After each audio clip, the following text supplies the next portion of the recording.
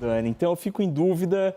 É uma questão, né? Ser ou não ser. É subir ou não subir? Subir ou não subir. Eis a questão, tá?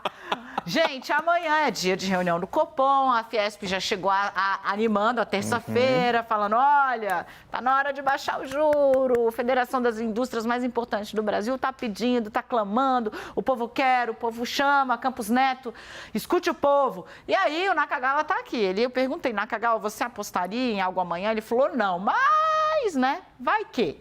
Eu pedi pro Naka mostrar pra gente, pra você entender o que o Banco Central leva em consideração na hora de dizer para onde vai o bendito do juro.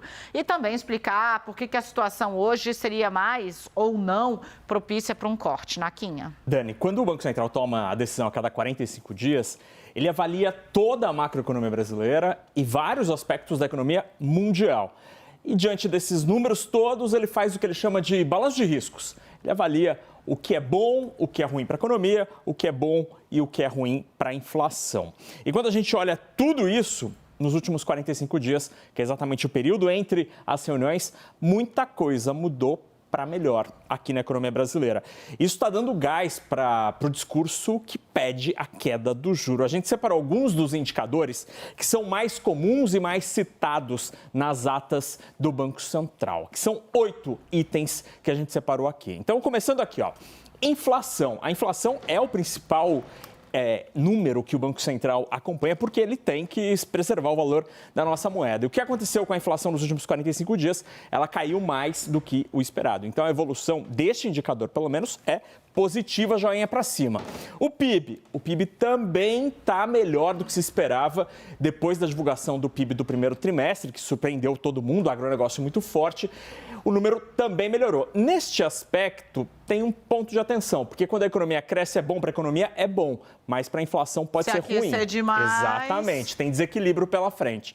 Risco fiscal, esse era um outro grande problema citado, destacado pelo Banco Central, Roberto Campos Neto, ao longo dos últimos muitos meses. Aqui a coisa melhorou efetivamente, porque hoje os economistas são muito unânimes em dizer que tem menor chance de descontrole depois que há um certo entendimento, ainda que o texto ainda necessite de aprovação no Senado, sobre o novo marco fiscal. Vai ter uma mudança aqui e acolá, saem coisas do teto, mas a sensação é que o novo marco consegue controlar as contas públicas.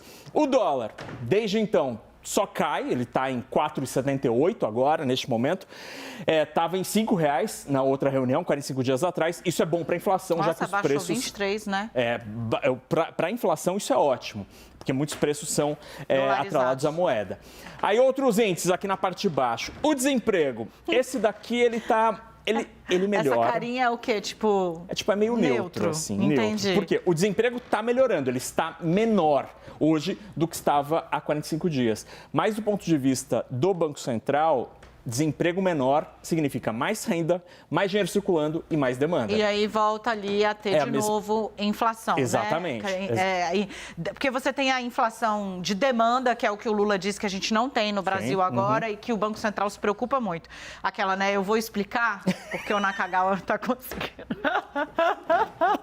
Mas é isso, exatamente isso. Não, então, se você... inflação de demanda é quando eu quero muito comprar a meia do Nakagawa e a fábrica que faz a meia do Nakagawa viralizou tanto a meia do Nakagawa que ela não dá conta. E aí, as unidades que ela tem, ela faz o quê?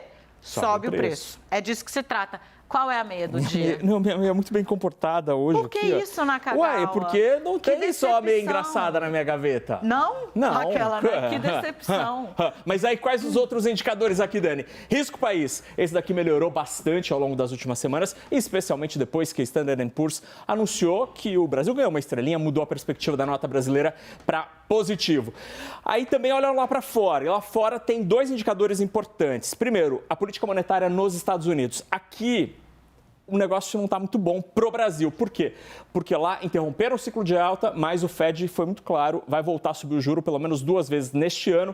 Se o juro sobe lá, diminui a diferença com o juro aqui no Brasil, isso acaba sendo ruim para a política monetária brasileira. E para terminar, também tem o petróleo, e o petróleo leva junto outras commodities. Aqui o comportamento está sendo muito volátil, está tendo muito sobe e desce, não dá para ter uma percepção muito clara, pelo menos não está subindo. Mas quando a gente olha o todo aqui, são 8 aspectos 5 tiveram melhora, especialmente aqueles relacionados à nossa economia.